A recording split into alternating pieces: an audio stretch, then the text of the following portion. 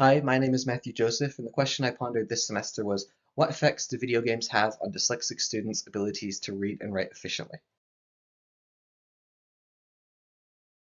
So why is this question important? Well, dyslexia affects an estimated 10% of the population. It's estimated that dyslexia accounts for 90% of people affected with a learning disability. 34% of dyslexics who attempt college graduate college. This is half the rate of a normal person. From this, we can see that it's imperative to diminish the effects of dyslexia on those affected lives to not only benefit them as individuals, but benefit society on the whole by increasing the happiness and economic outcomes of those affected. I examined the research question in parts. The study I completed started out with me exploring how and where dyslexia affects the brain.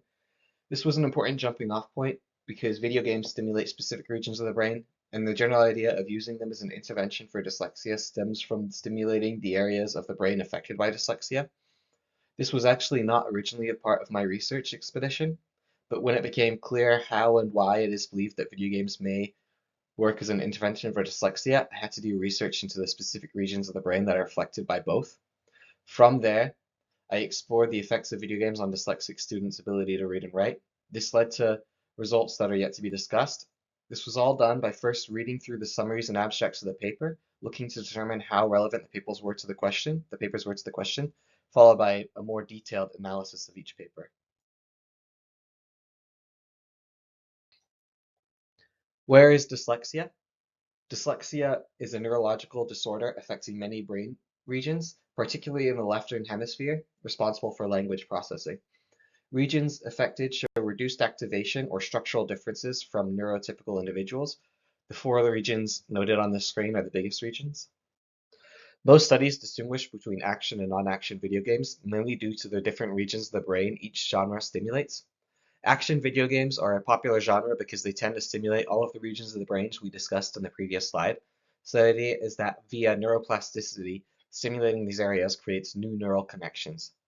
You can see here that there are many subtasks within the action video game genre that researchers analyze the results of. These tasks target issues in dyslexic individuals tend to have and aim to activate the neurons in affected regions of the brain.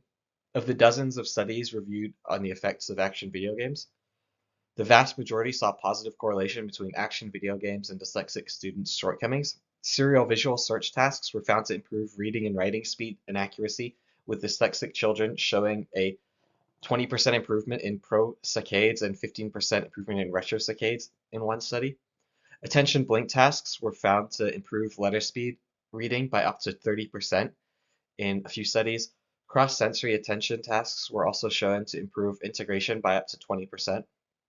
One study did find that while action video games do improve most metrics that dyslexic students study with, like attention and comprehension of material, it does not actually improve their reading speeds and abilities. This study was a fairly large one with 54 Polish students involved. Non-action video games were, surprisingly at first, less studied, but real products in academia do use phonological games. For instance, Fast Forward is used by thousands of schools and is self-reported to improve reading abilities by 1 to 2 years within 60 hours of use.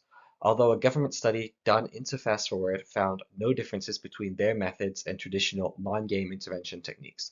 It should also be noted that a few studies did also show that non-action video games did not improve reading and writing performances in dyslexic students. In conclusion, while not definitive and found with every study, a vast majority of the research done in the area has shown that action video games do provide significant benefits to dyslexic students' reading and writing abilities. And even the studies that found little to no evidence of this, they did find evidence that action video games provide benefits in other areas of academia that dyslexic students struggle with, like their attention span. Non-action video games seem to have a lot less evidence pointing towards their effectiveness, which was surprising given I'd have thought that word games like Scrabble or spelling games would be useful for dyslexic individuals. Traditional intervention techniques lack gamification inherent in video games, making it difficult for students to focus and learn for extended periods of time. Learning should be fun and enjoyable, especially for those suffering from a disability. As such, video games, at least in the action genre, should be considered for future use in research as an intervention for dyslexia. Thank you for listening to my presentation. On this slide, we can see the sources used.